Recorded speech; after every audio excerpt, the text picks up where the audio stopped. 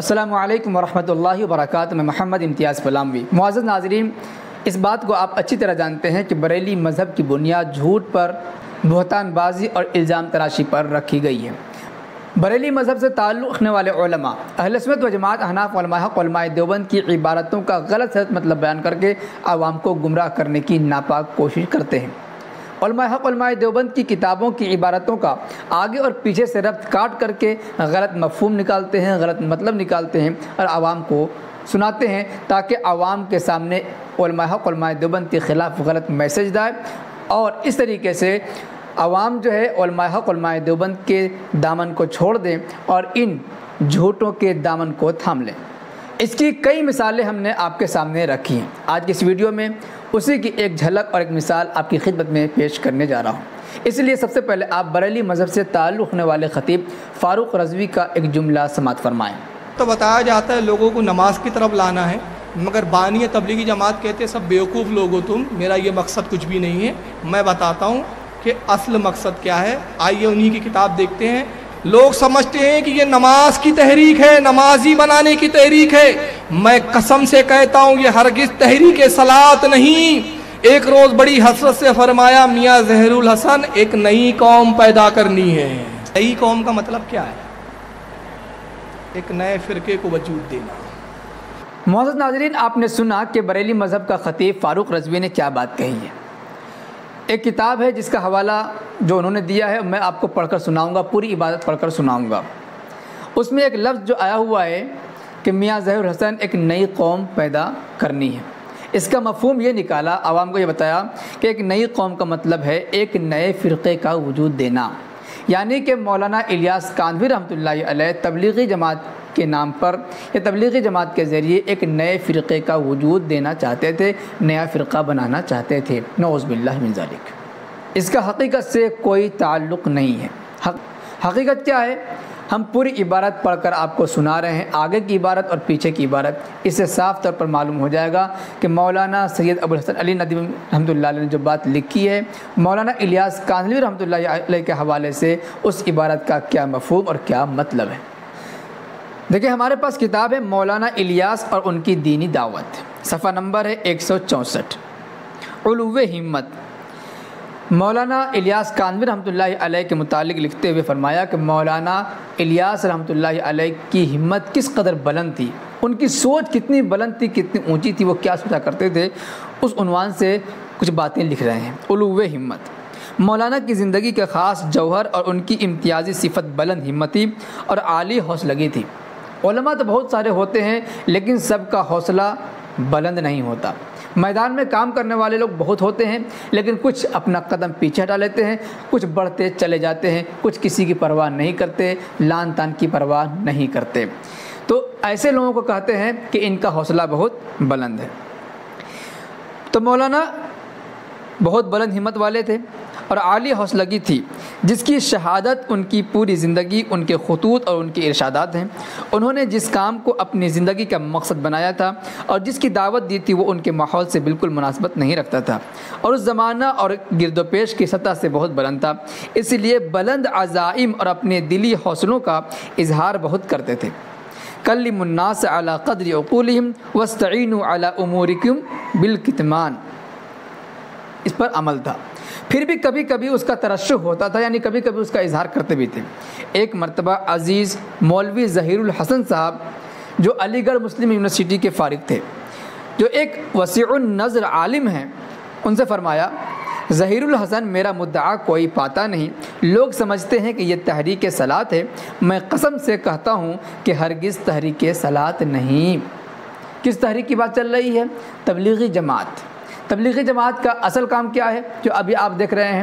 تبلیغی جماعت کا جو اصل کام اس وقت ہے وہ یہ کہ تبلیغی جماعت کے افراد اور اشخاص جو مسلمان مسجدوں سے دور ہیں، نمازوں سے دور ہیں، انہیں دعوت دے کر کے، نماز کی فضیلت بیان کر کے، نماز چھوڑنے کی وعید سنا کر کے انہیں مسجد سے قریب کرتے ہیں اور نمازی بنانے کی کوشش کرتے ہیں۔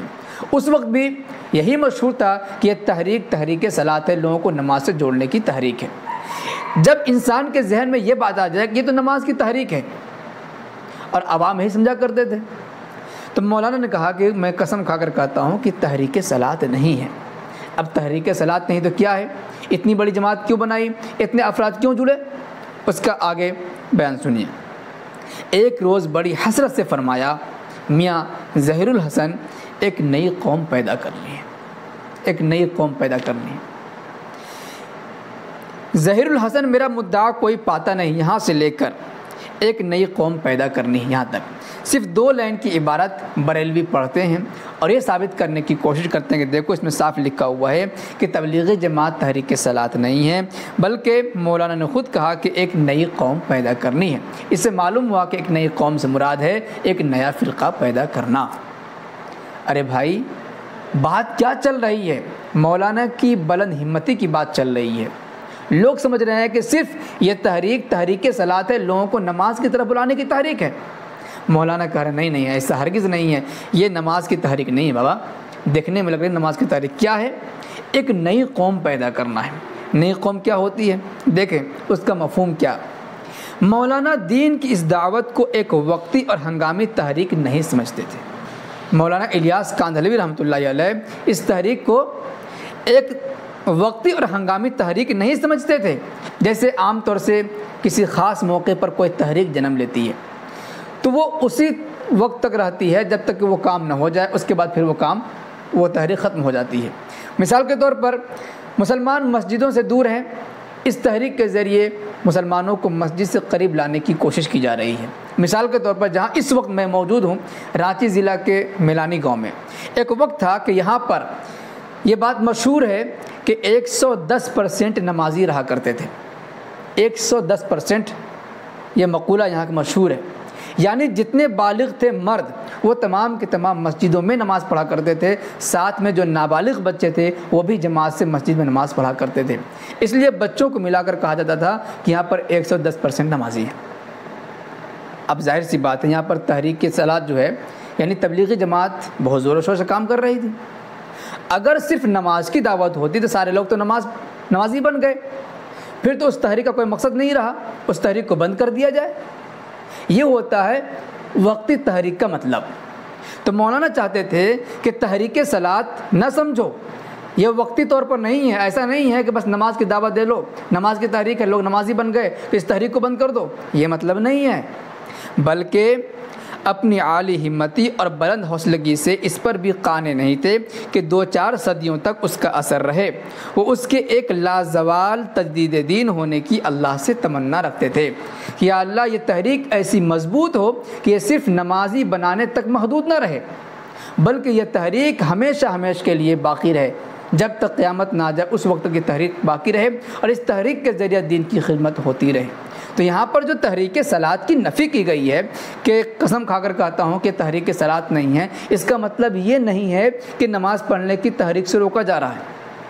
بھائی نماز کی تحریک تو ہو ہی رہی ہے، لیکن اس کی نفی ہو رہی ہے جو کچھ دنوں کے بعد یہ تحریک ختم ہو جاتی ہے۔